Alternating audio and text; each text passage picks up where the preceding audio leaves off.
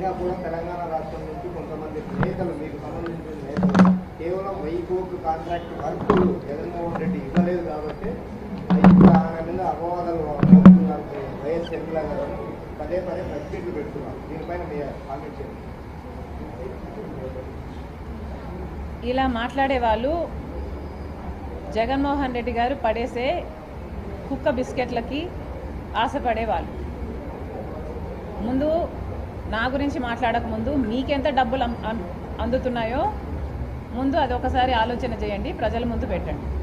వీళ్ళు చెప్పడానికి ఏముందండి, 1000 కోట్లైనా చెప్తారు, నేను 10,000 కోట్ల వరకులు కూడా అడిగానని కూడా చెప్తారు. ఒక్కసారి ఆలోచన చేసుకోవాలి. ఇదే జగన్మోహన్ రెడ్డి గారు రాజశేఖర్ రెడ్డి గారి మరణం వెనకాల రిలయన్స్ హస్తం ఉంది అని ఒకప్పుడు అన్నారు.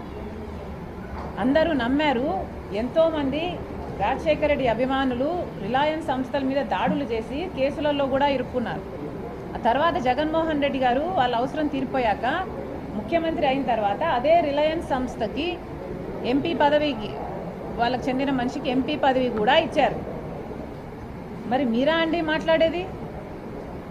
ఇదే జగన్మోహన్ రెడ్డి గారు వివేకానంద రెడ్డి గారి హత్య వెనక చంద్రబాబు గారి హస్తం ఉంది అని సిబిఐ ఎంక్వైరీ కోరిన మాట వాస్తవం కాదా?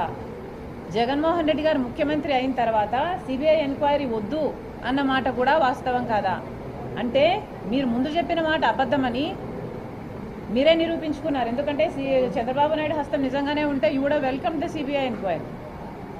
ఇదే జగన్మోహన్ రెడ్డి గారు రాజశేఖర్ రెడ్డి గారి పేరుని ఛార్జ్ షీట్లో కాంగ్రెస్ పార్టీ చేర్చింది అని పదే పదే చెప్పుకుంటూ వచ్చారు. ఈ రోజుకి కూడా చెప్తున్నారు. కానీ వాస్తవం ఏమిటంటే కనీసం సిబిఐ రాజశేఖర రెడ్డి గారి పేరు ఎఫ్ఐఆర్లో కూడా చేర్చకపోతే జగన్మోహన్ రెడ్డి గారికి సంబంధించిన సుధాకర్ రెడ్డి, పొనవోలు సుధాకర్ రెడ్డి అనే మనిషి 3 కోట్ల చుట్టూ తిరిగి రాజశేఖర రెడ్డి గారి పేరు లేకపోతే ఈ కేసులో జగన్మోహన్ రెడ్డి గారు ఈ కేసులో నుంచి బయటపడడం అసాధ్యము అని రాజశేఖర రెడ్డి గారి పేరు ఉండేటట్టు ఆయన కోట్లు చుట్టూ తిరిగి చేస్తే ఇదే పొనవోలు సుధాకర్ రెడ్డి గారికి జగన్మోహన్ రెడ్డి గారు ముఖ్యమంత్రి అయిన 6 రోజుల్లోనే additional advocate general పదవినిచ్చాడు.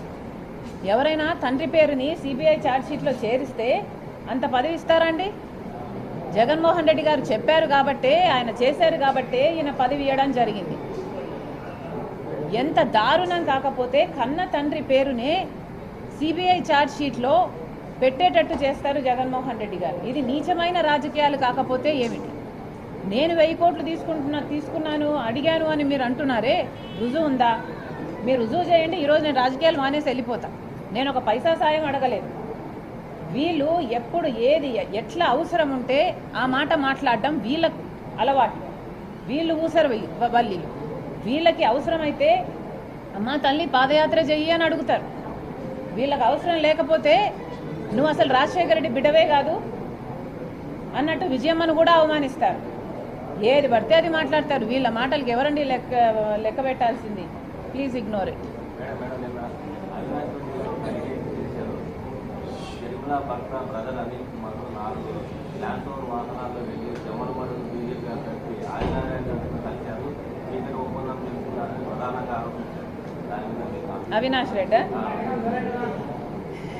Avinash Reddy నా భర్త ల్యాండ్ క్రూజర్లో వెళ్ళి జమ్మల్ మడుగు బీజేపీ లీడర్ని కలిశాడని ఆరోపణ చేశాడు అవినాష్ రెడ్డి గారు. అవినాష్ రెడ్డి గారి లాగా మధ్యరాత్రి గొడ్డలి రాజకీయాలు చేయడము మాకు తెలియదు. అనిల్ గారు, మీరు చెప్పే ఈ లీడర్ని ఆయన ఇంటికి వెళ్ళి కలవడం కాదు కదా, కనీసం ఇంకొకరి ఇంట్లో కూడా కలవలేదు. వీళ్ళు రుజువు చేయలేదు.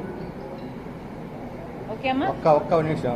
అక్కడ కమలాపురం అభ్యర్థి గాలి చంద్ర ఇందాక చెప్పడం మర్చిపోయి సిపిఐ ఆయన్ని కూడా ఇక్కడ కాంగ్రెస్ అభ్యర్థులతో పాటు కమ్యూనిస్ట్ పార్టీ అభ్యర్థిని కూడా గెలిపించాలి. థ్యాంక్ యూ అమ్మా. Thank you very much.